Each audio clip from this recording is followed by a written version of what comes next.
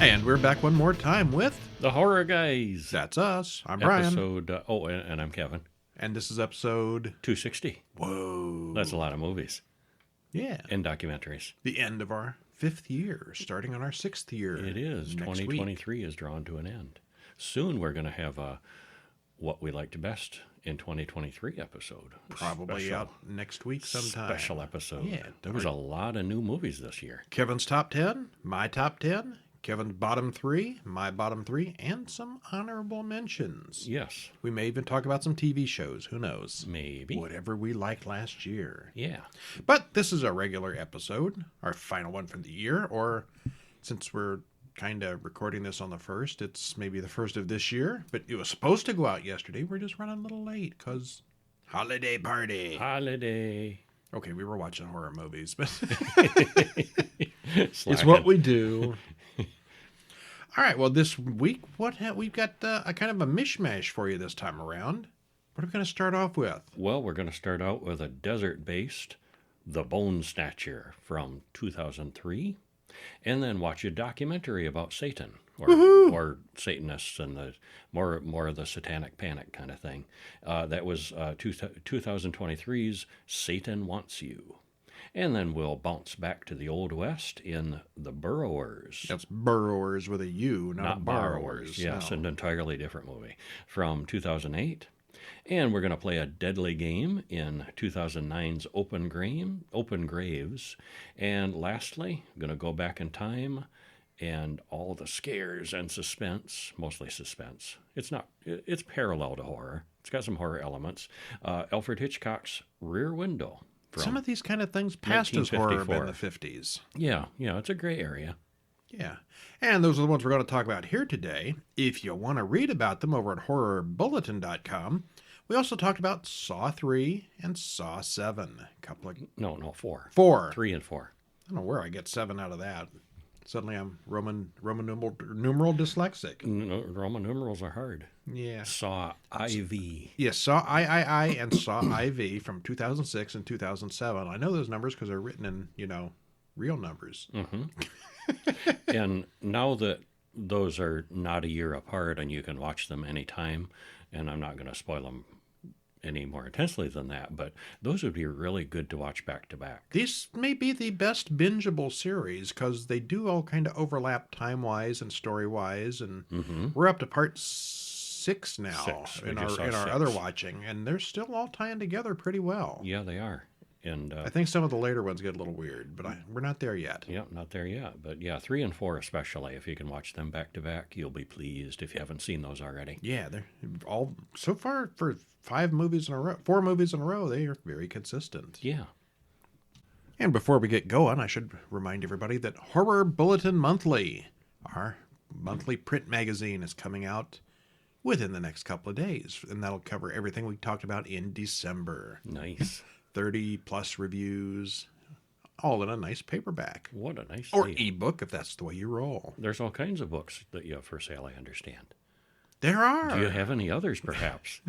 There's like 28 or, I don't know, I'm not sure what the number is now, 28 or 29 of those horror bulletins, and they're all still good. Your films of all the various Then there's the Horror Guys Guide. Peter Cushing, Boris Karloff, Roger Corman, Vincent Price. I'm forgetting somebody. It's okay. Check them out. Hammer and Universal, they're all good. And our fiction, the Tales to Make You Shiver. Volume 1 and 2, and the mythological version 3. Version 3 is coming. Yeah. I promise. Coming since 2015. All right, well, anyway, this week we're going to talk about some horror movies, believe it or not.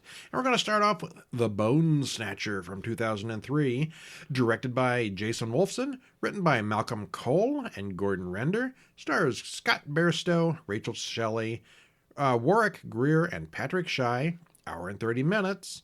Spoiler-free, let me just say, the movie poster is the best part. Oh, I liked this one way more than you did. Well, what killed all these people in the desert? I don't know. When a team starts looking into it, they find out the hard way. It is decently made, with the effects a mix of CGI and practical. The horror guys are split on their opinion, with Kevin enjoying it much more than Brian.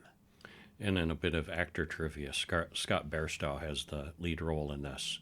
And this was pretty much his last, well, not pretty much, it was his final movie.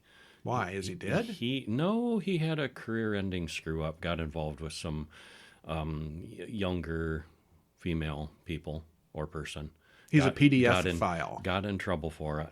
Yeah. Ah. Somebody that wasn't legal and got in trouble for it. And it pretty much, it torpedoed his career. I had not heard about that. Mm-hmm. But I don't think he was a big enough star to really hit that much of a splash. Not huge, but he was promising. I mean, he had done stuff and, promising young actor. But, yeah, that put the kibosh on it. Well, if Diddle and the Kids didn't do it, this movie would have. So anyway. Yeah, he got in low-level legal trouble over it. And I guess he was, untouchable after that. Yeah. All right. Well, what happens in this movie? In the Namib Desert of Africa, a group of geologists, I can't say the G word, geologists, look at something that might be a volcanic pipe. It could be. They track down the thing, which is a pressure dome in the sand that looks like a big hill. Well, one of the men hacks at it with a hammer to break off a sample, and it's hollow inside. And something inside grabs him and pulls him in. Well, that was unfortunate. Yes. Well, meanwhile, in Vancouver, Dr. Zach Straker deals with an emergency as time runs out. He saves the day. So his boss sends him on a special job. It's as an on-site analyst project.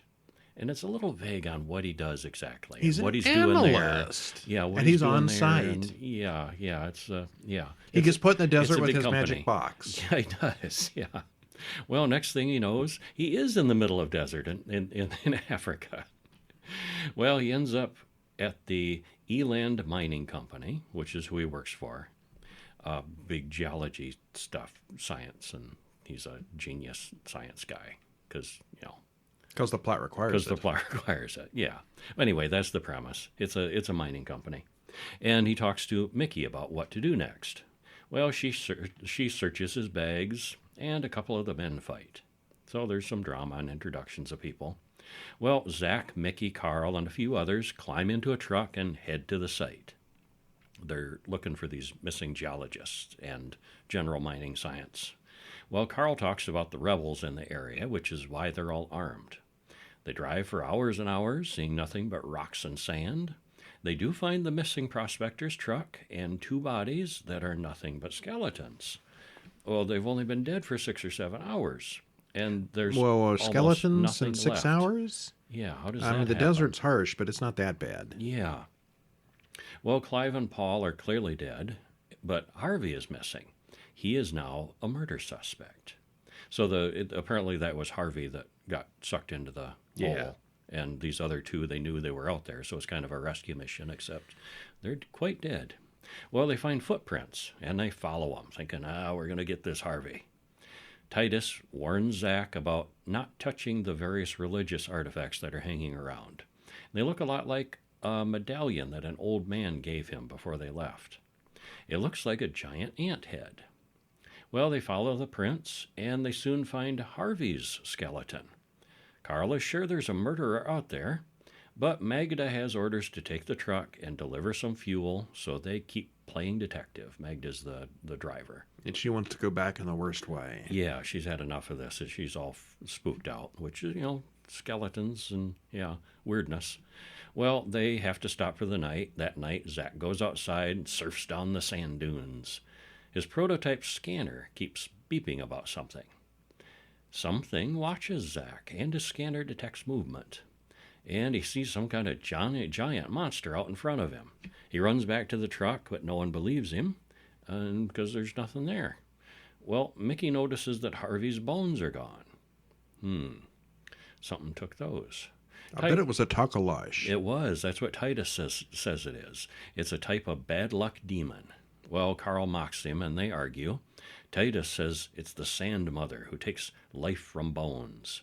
Well, then they find more footprints and start following them. They spot a thing at a distance that looks a lot like Bigfoot. Carl shoots it, but it dissolves, leaving nothing but Harvey's skeleton behind. Well, that's weird. Yeah, it was weird.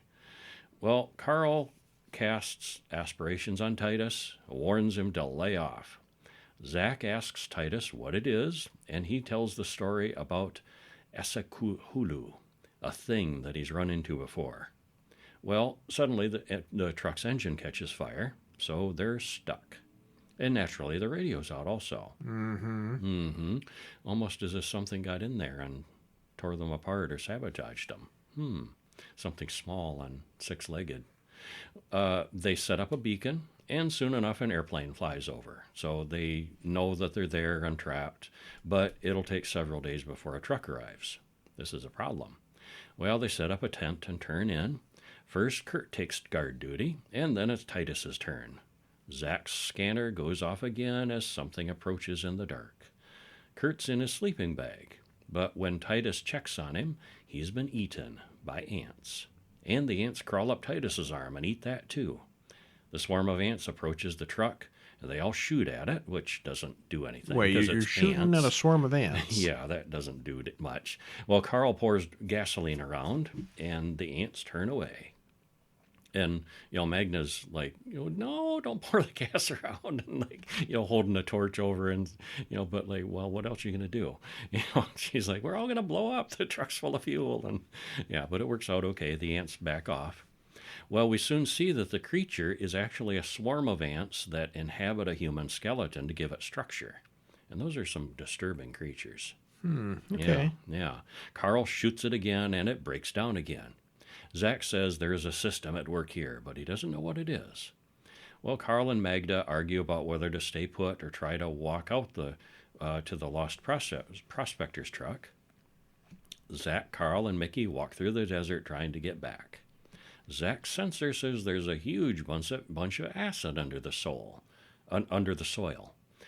Ants have formic acid, which they use to kill their prey. And suddenly, out of nowhere, a CGI sandstorm rushes them. Didn't see that coming. No. Well, they huddle together and get mostly buried.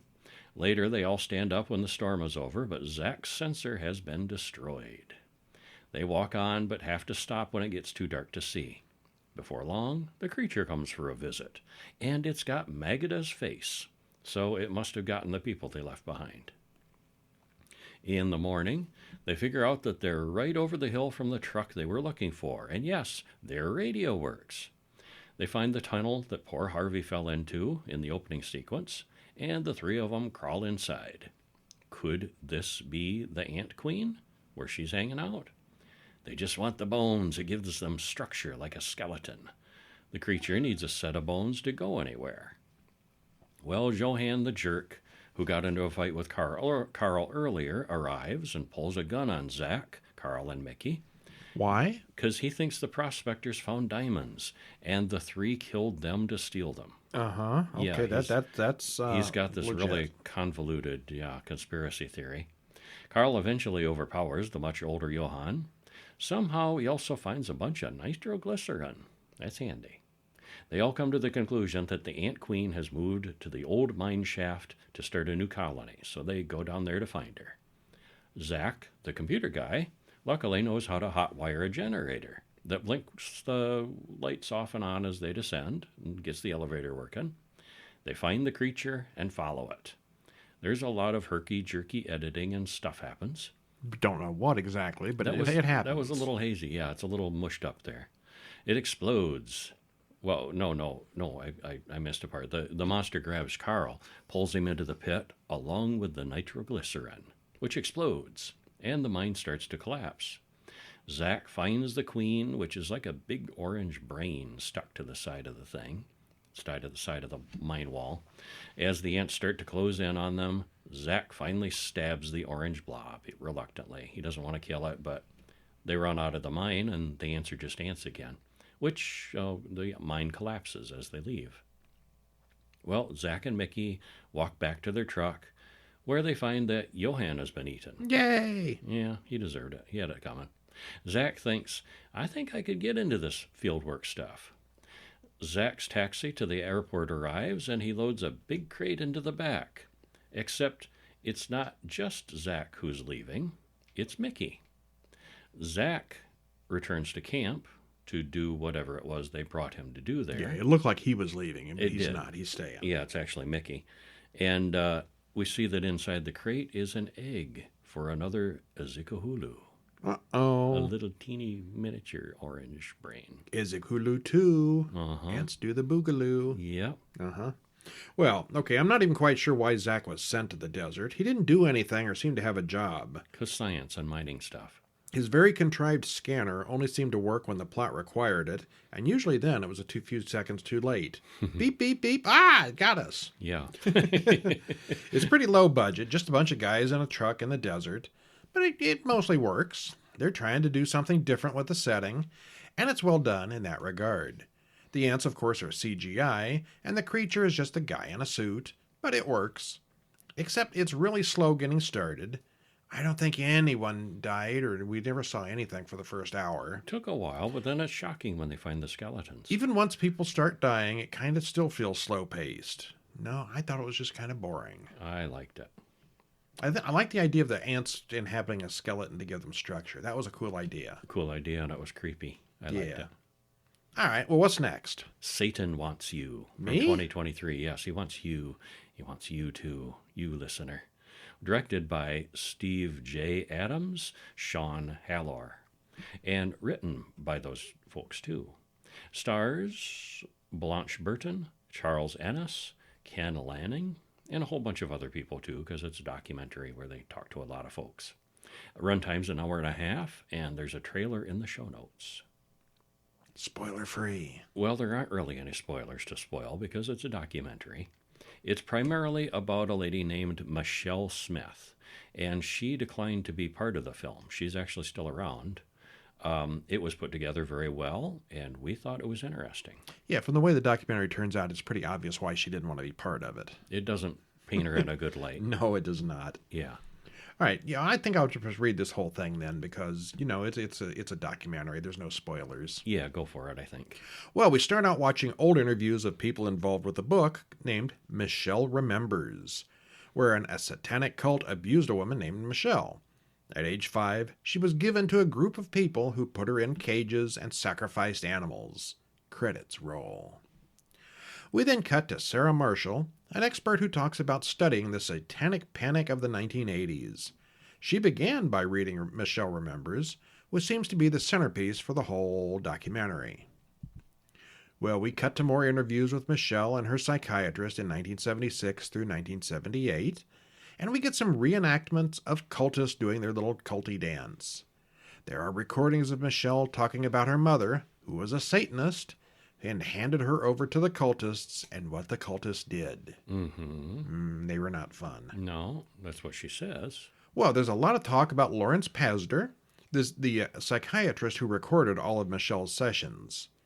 Pazder had been in Africa in the 1960s and had run-ins with evil nuns and secret societies there. Evil nuns? Evil nuns? Yeah. Okay. Yeah. Pazder and Michelle actually saw the Pope about her stories, and the Catholics there all took it very seriously. So yeah, you go see the Pope, and he's like into it. That's kind of a... That's a pretty strong endorsement. Yeah, it is. Yeah. In 1980, Michelle's story was everywhere, and she became quite a celebrity in all the talk shows of the time. Made quite a bit of money from it, eh? The book tour only added to that.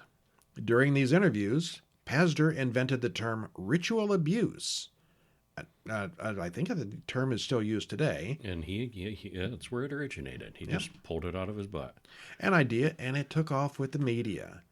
And then we watch an intro to a training film, The Law Enforcement Guide to Satanic Cults. An actual police training video about satanic cults. Mm-hmm. Police nationwide were being trained to deal with the cults and the Satanists. And this is about the time that people started freaking about babies being stolen from hospitals.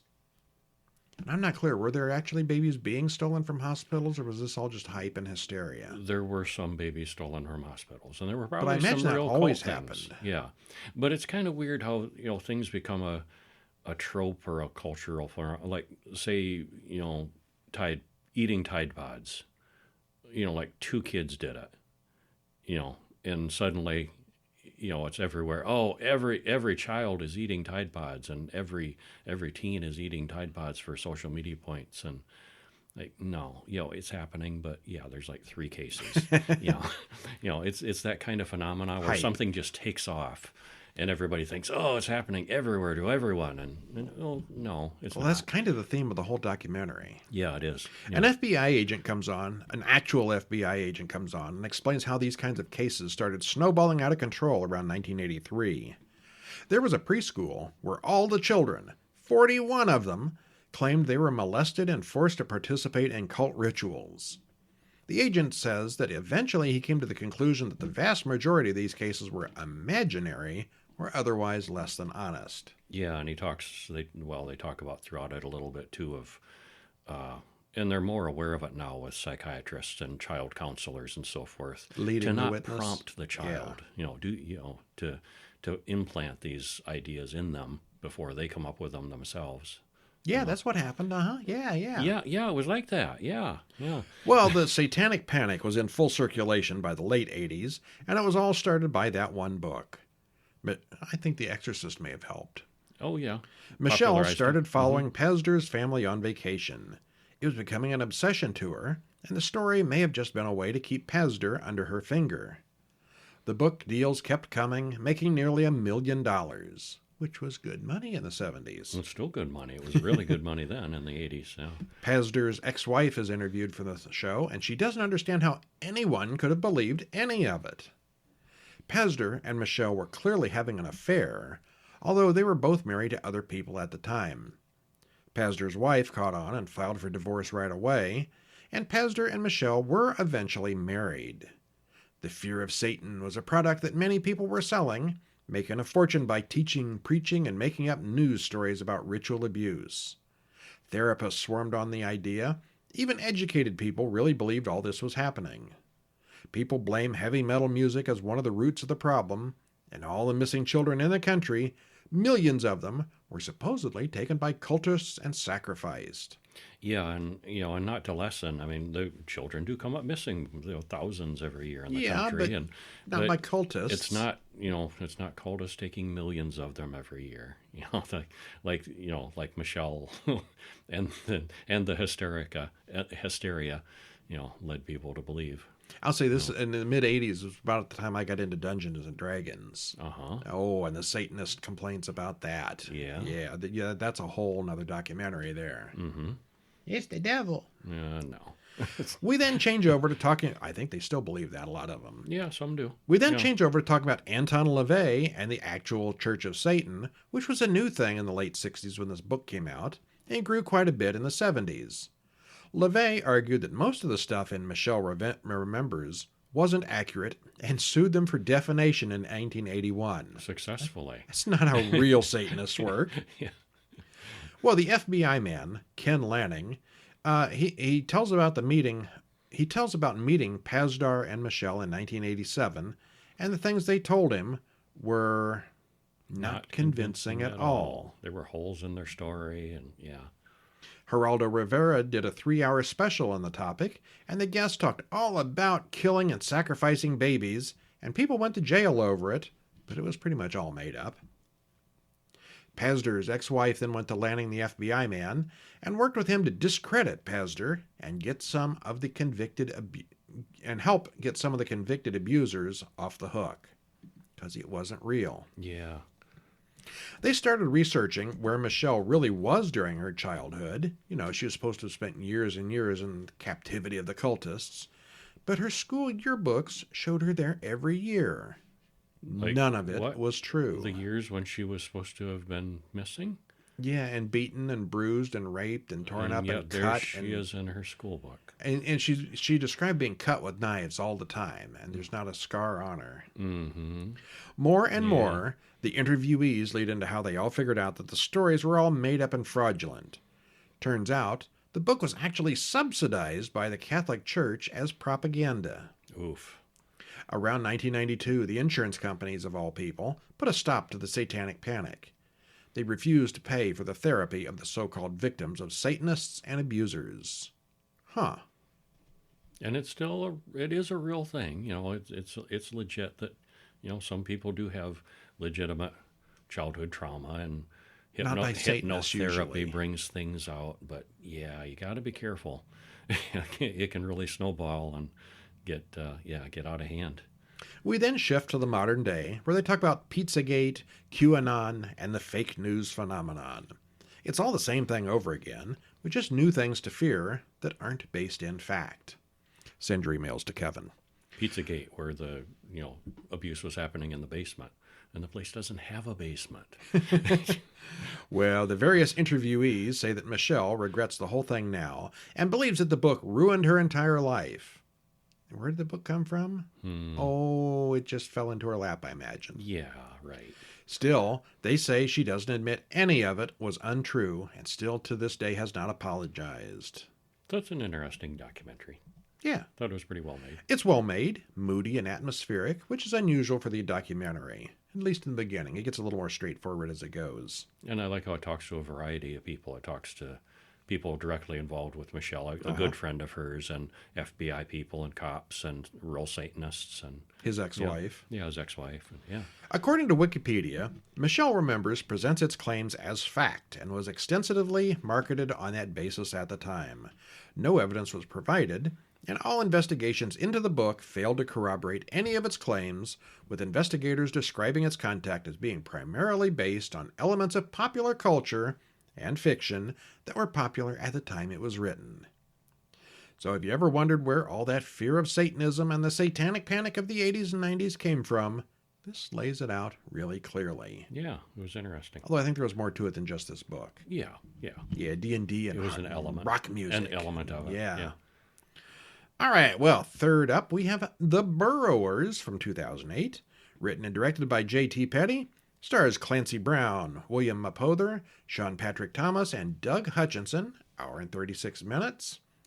It's a solid piece of work with monstrous forces going against humans in the Old West. It's a Western. It is. The characters are interesting, dealing with an impossible situation in a pretty realistic way. We both kind of liked it quite a bit. Yeah. All right, well, what happens? Well, in the Dakota Territories in 1879, there's an attack on a neighbor's house, and the women and children hide in the root cellar. They hear lots of shooting upstairs. Something comes down after them, and it doesn't sound quite human. And then credits roll. Uh-oh. Yeah. Well, they come upon the scene. John Clay examines the scene and says it looks like they were either killed or taken by Indians. That would be the logical choice. Yeah. Well, elsewhere, William Parcher goes on a picnic date with Gertrude and her son. Fergus Coffey rides up and tells them what happened to Mary Ann and her family. They're missing, and we need to go try to see if we can rescue them. Well, Coffey, Parcher, and the boy Dobie go to examine the bodies. There are some bodies there, but some missing too. Like They took some of them. Yeah. Well, Kofi finds a strange hole not far from the house, and they can't explain it. Too big for a gopher hole. Henry Victor and a bunch of soldiers arrive. They stop to bury the dead family. Well, 6 people are missing, and the whole posse rides out in search of the Indians who took them. As they ride, we notice holes in the ground with things moving in them. We see little stirrings. Yeah. I bet they're burrowers. Yeah. Well, the group soon finds an Indian, and they soon run him down. They torture him for information. The head of the Indians, he's a real jerk. Doug Hutchinson plays him. But he will only talk to Callaghan, to whom he says, "They will eat you alive." Well, that sounds ominous. It does. They? What is this? Well, the men all camp for the night, and we see something moving out in the tall grass. In the morning, Victor Henry wonders what happened to 4 men who vanished overnight. Well, they torture the prisoner some more, who talks about burrowers. Henry still thinks they need to head to the reservation to find the missing white women. They find another of those round holes like they found near the farm in the beginning. Well, Clay, Coffey, Dobie, and Parcher decide they're going to leave the military escort and go off on their own. They camp for the night, and we see something out there in the darkness. It's Callaghan, who has also abandoned Victor Henry's men.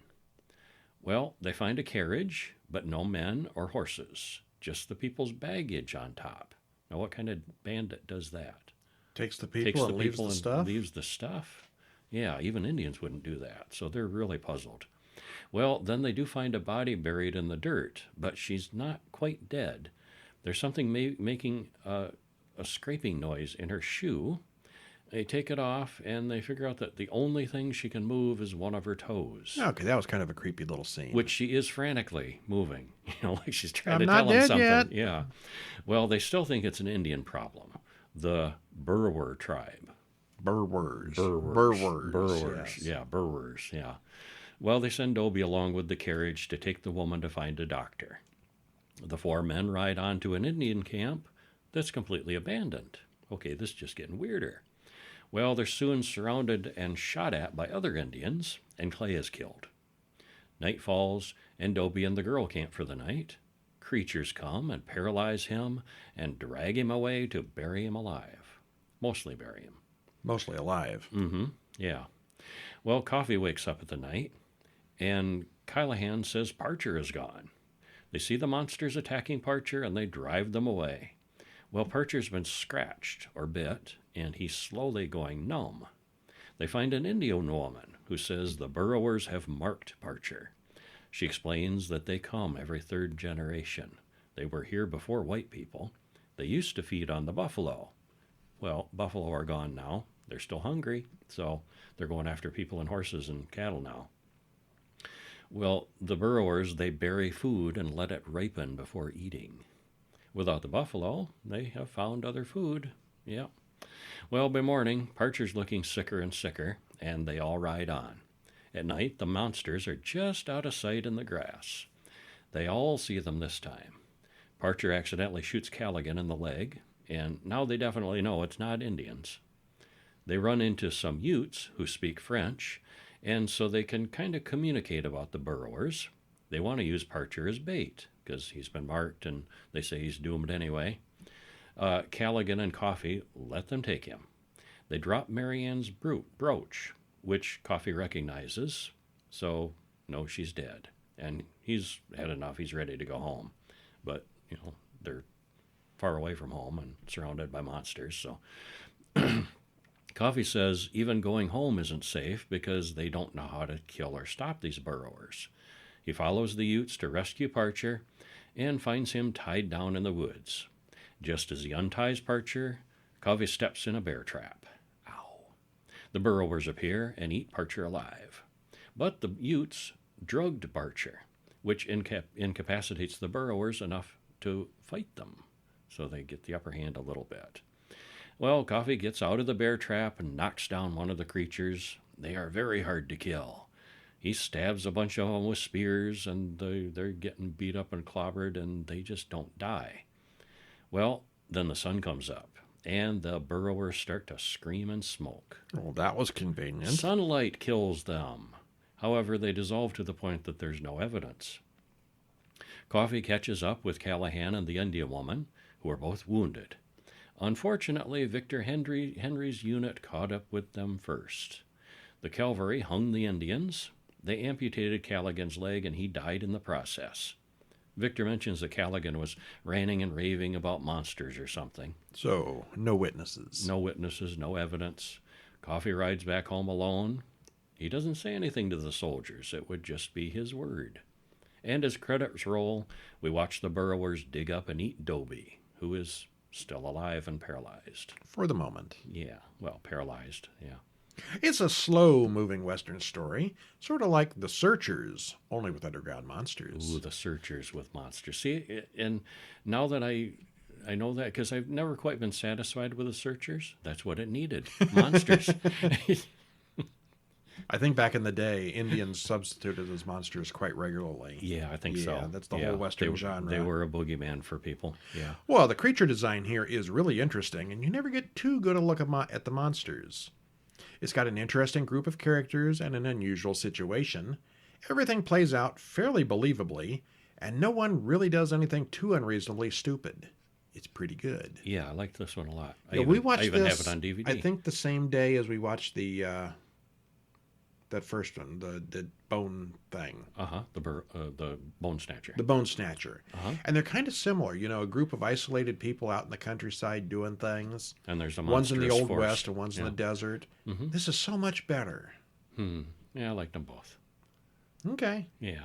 Next up, we have Open Graves from 2009, directed by Alvaro de Arminen, written by Roderick Taylor and Bruce Taylor, stars Mike Vogel, Eliza Dushku, and Ayman Nazimzada.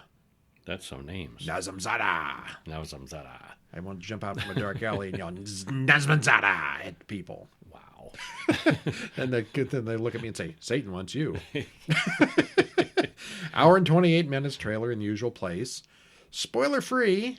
What happens? Well, this is the trope of a group of friends who are destined to get killed off in a certain order in creative and horrible ways. And there are some elements that make it interesting. The cast is attractive, and it's well made overall. So it gets more of a thumb up than a thumb down, but it's not really standout for being unique or special. It is what it is. It is what it is. Yeah. Yeah. There's nothing wrong, but it's not great. Yeah. It's slightly above middlings. It's the final destination with a board game. Yeah, basically. Yeah. I'd give it a solid around an 8. I mean, it's. You are okay, generous. 7, 8 is good. 7. It's a 5 or a 6. 7, 8. Oh, no, not a 5. I don't regret watching it, but 5. I'm not going to push it heavily. Okay, 6, 7. I'll lower it to that. Anyway, what? The vast majority of movies are 7s. You should tell people about it in more detail. We watch as a woman is tortured, books are burned, and monks chat. All in 1485. Those were the days. Mm-hmm. Snakes are everywhere, and it's all very, very gothic. One monk has a box to be burned, but he sets it aside at the last minute. Mm-hmm. We cut to modern-day Spain, where a bunch of young people are out surfing, and credits are still rolling. Jason and Thomas watch Erica on the beach, and Jason likes what he sees. We cut to the cemetery, where Detective Izar gets a call about a very strange corpse that's been skinned alive. We see a guy with no legs in a wheelchair, and he's got that old box we saw in the hands of the monk earlier. He talks to Jason about voodoo, but Jason doesn't believe any of that nonsense. He gives Jason a board game called Mamba, which is said to be very old, and we've seen that box before. Mm-hmm. Erica introduces herself to Jason at a party that night. They look at the board game and decide to play. Helen and Thomas argue about Lisa. Suddenly, the power goes out for the whole party. It rains, so the party breaks up. Well, what you gonna do in the dark when the power's out and the rain's going? Hey, let's play a game. Let's play a game by candlelight. There are dice and cards, which are printed in English from 1500. It's a magical game. It morphed. Uh-huh. It morphed into English, so they could play it. They all take their turn. Thomas and Jason do well and they win their rounds, but Pablo picks up a bad card, so he's out. Since he can't play, he takes the card and goes for more beer. He stops to pee next to the road, falls off a cliff, and is eaten by crabs. What? Ooh. Eaten alive by crabs. Back at the game, Miguel also picks up a death card. Lisa and Helena lose as well, and eventually so does Thomas. So the victims are marked. Only Jason and Erica haven't lost yet, but there can be only one winner. Meanwhile, Detective Izar finds and identifies Pablo's body. He comes to the house and tells him about Pablo. Well, we then cut to Pablo's funeral, where Erica mentions that the text of the card that Pablo got and what actually happened to him are coincidentally almost the same. Heck of a coincidence, huh? They go back to her place, and they see that she's got lots of occultish books. Wonder if they got Michelle Remembers. Probably, yeah. At a photo shoot, Miguel, Lisa, and Thomas photograph her dancing and posing near a lumber yard. Lisa starts to feel bad, so she and Thomas go back in the car to leave. Miguel stays behind to clean up, and it looks like the lumber machines are out to get him. Yeah, it's one of those scenes where it's filmed so you know the lumber machines are going to get him. He's going to die. Yeah. How? And they saw there's a big saw. And you're thinking, oh, he's going to fall on that. No, he doesn't. Lots of pointy wood laying around. Oh, he's going to get impaled. No, he doesn't. But suddenly a bajillion black snakes come out of nowhere and bite him. What?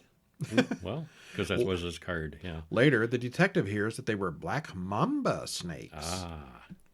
Jason and Erica go see Pablo and Miguel next to the road. What? They're dead. Almost immediately, But they see them. he gets a call about Miguel being dead. Mm-hmm. His game card mentioned being killed by venom, and that's what happened. Uh-huh. They tell Thomas and Lisa about that, but they don't believe it either.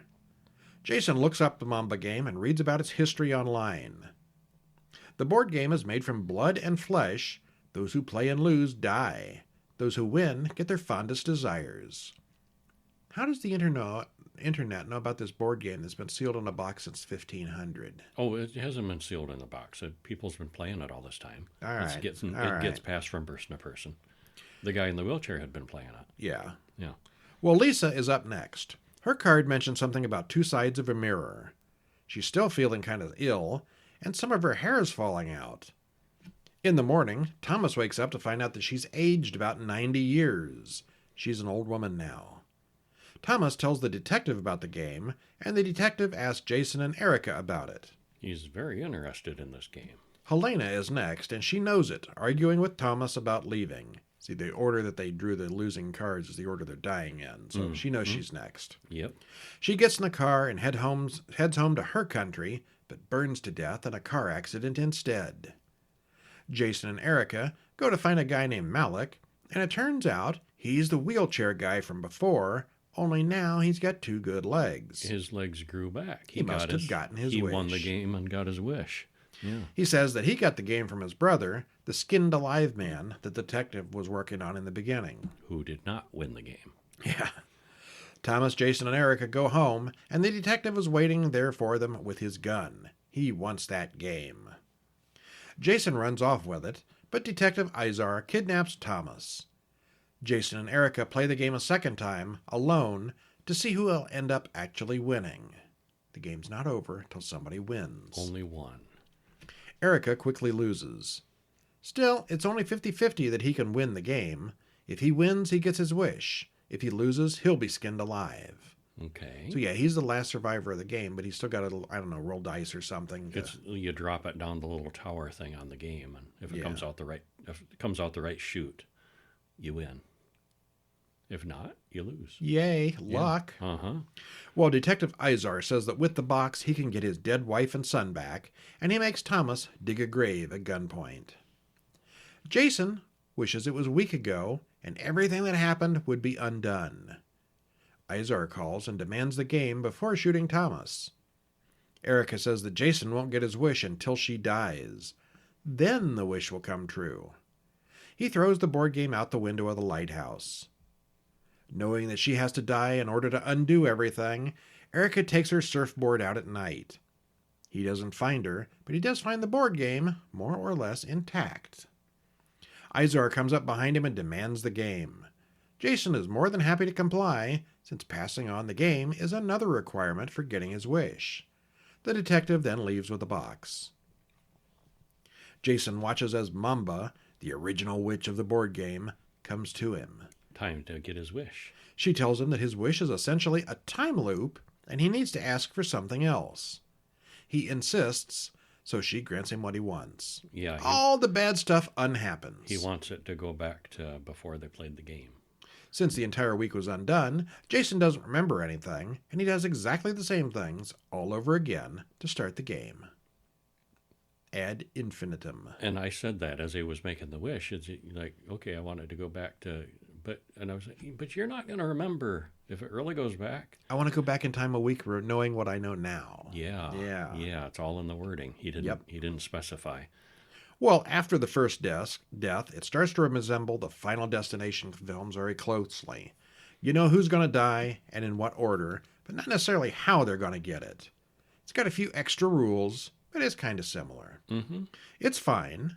It's well made and looks good. If you liked Final Destination, here is more of the same. It's fine. Yeah. Yeah, it is. It's the Final Destination of the board game. If you really like those and didn't get enough, here it is. Here's more. Thoroughly adequate. Not much too unique about it, though. Yeah.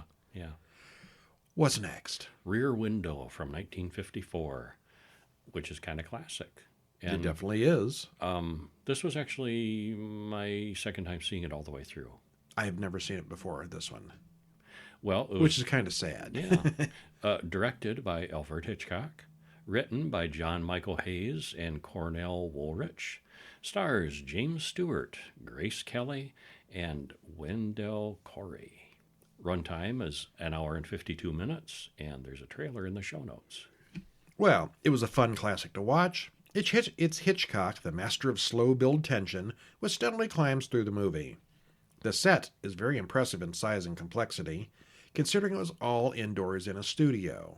Yeah, that's he looks out impressive. the window and you can see different layers of the building, the whole building is across the aisle there, and it's like got 3 floors, and it's all in a studio. Yeah, many apartments. Yeah, it's cool. It's more of a thriller than horror, but it does have some low-key elements and worth the watch if you haven't seen it. Yeah, it was.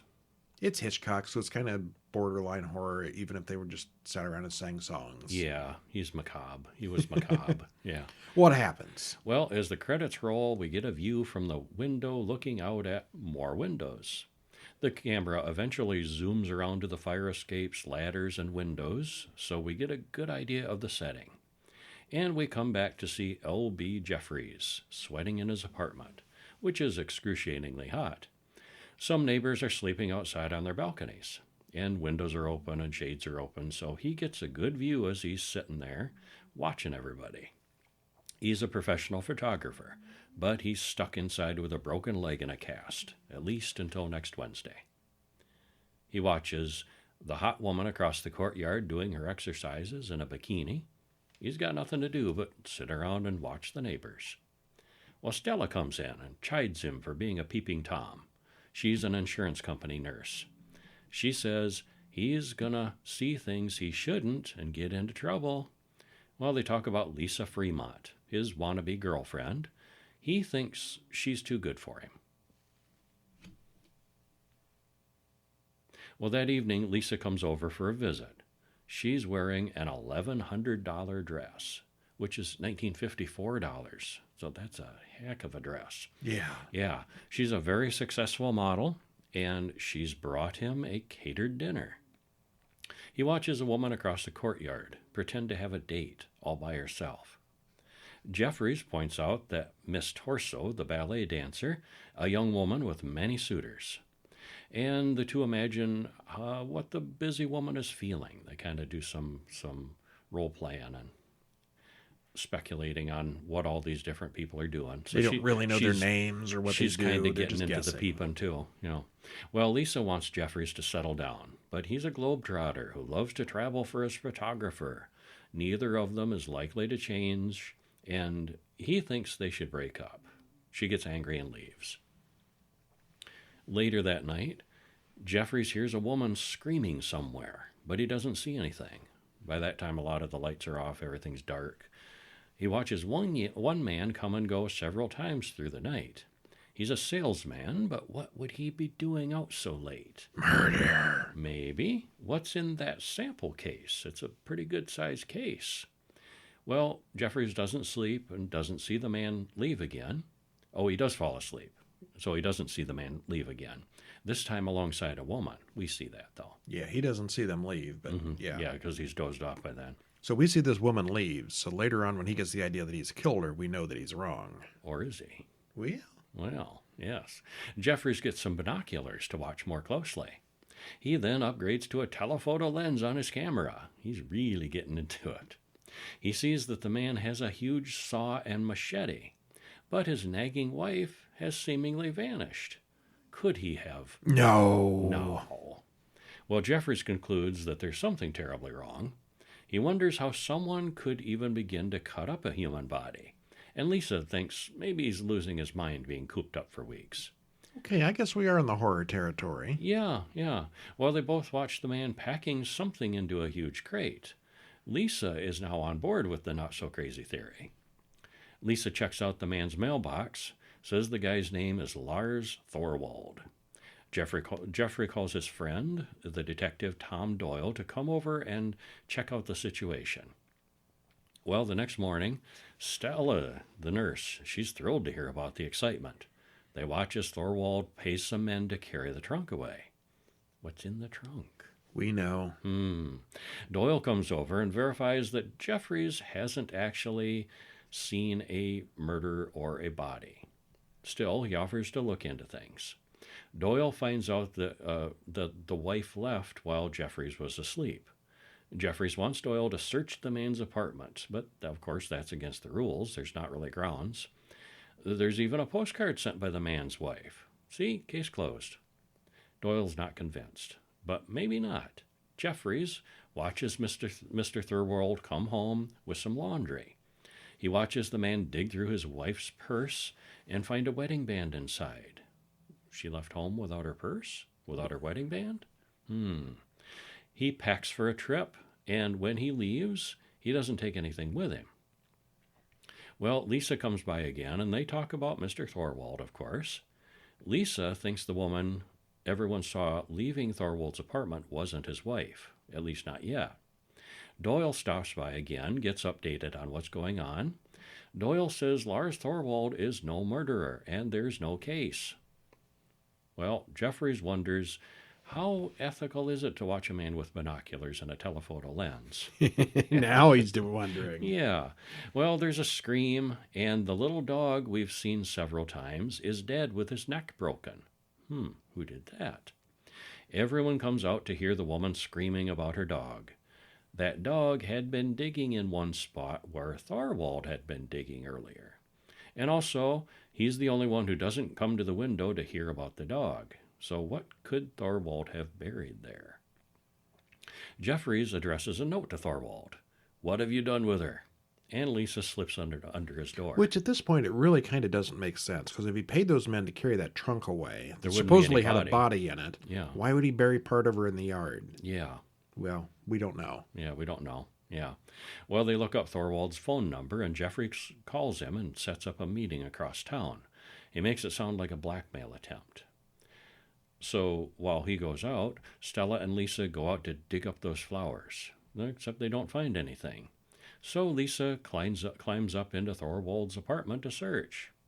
Stella's there, and she watches the make-believe date woman take a bunch of pills and write a note. It looks like she's planning suicide. So Jeffries calls the police, and he doesn't see Thorwald coming home, and Lisa's in the apartment. He confronts Lisa, and Jeffries and Stella watch from their room. The police arrive just in time to stop the struggle. He's starting to get kind of rough with Lisa. Thorwald, he spots Jeffries watching him, so now he knows what's going on. The police take Lisa away, and Stella leaves to bail her out. And alone, Jeffries starts wondering if Thorwald is going to come after him. Thorwald does come over to confront Jeffries. What do you want from me? Your friend, the girl, could have turned me in. Why didn't she? Do you want money? Well, Jeffries uses his camera flashbulbs to blind Thorwald, who attacks him. They wrestle in the window as Doyle and the police arrive. The police grab Thorwald, but Jeffries falls out the window, and Thorwald admits everything. We get a final shot of the lives of all the neighbors as Jeffries sleeps in his wheelchair, now with 2 broken legs. Yay, more voyeurism. Yeah. Hopefully no other murderers going on. Although I was familiar with the premise, I hadn't seen it before, so I had no idea how it's going to end. Throughout most of the film, I wondered if there even was a murder. That's part of the fun of it. You don't really even know if anything happened. The tension builds slowly up to the end, where we find out what's really been going on. The entire movie was shot on one big set, and it's obvious from the skyline that it's all a soundstage somewhere, but it's really large, really well done, and really elaborate. There's numerous characters in other windows, and many of them have their own stories, which was kind of fun in themselves. It's pretty cool. Yeah, it is. Yeah, it only took me 70 years to watch that one. Oh, it has been that long, hasn't it? 70 years. 1954. This yeah. is the 70th anniversary of it this year. Pretty much everybody in that's probably dead. Yeah. If there were any children, they might still be around. But I don't think there were any children. Yeah, there were some in the houses. Well, okay. But yeah, anybody would be 70 years older than they were in that movie. Oof. There's a problem with these old ones. Yeah. Okay, and then again, over at horrorguys.com, you can read our horrorbulletin.com. In this case, you can read our reviews of Saw 3 from 2006, Saw 4 from 2007, And we're not going to get into them too much. It basically continues the storyline. Yes, it does. More Very of our nicely. favorite little torture characters. Traps and things. Yeah. Convoluted storyline. And of course, while you're there at horrorbulletin.com, you can sign up for a free weekly email that has all our reviews, all the ones we talk about here, plus the bonus reviews. It's just a simple 1 email a week, no charge, and you get the whole text of everything. One time, once a week, no spam. Nice. It's cool. All right. Well, we will talk to you next week.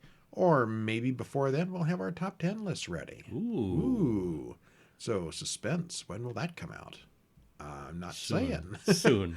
All right. I'm Brian. And I'm Kevin. We'll see you next week. See ya.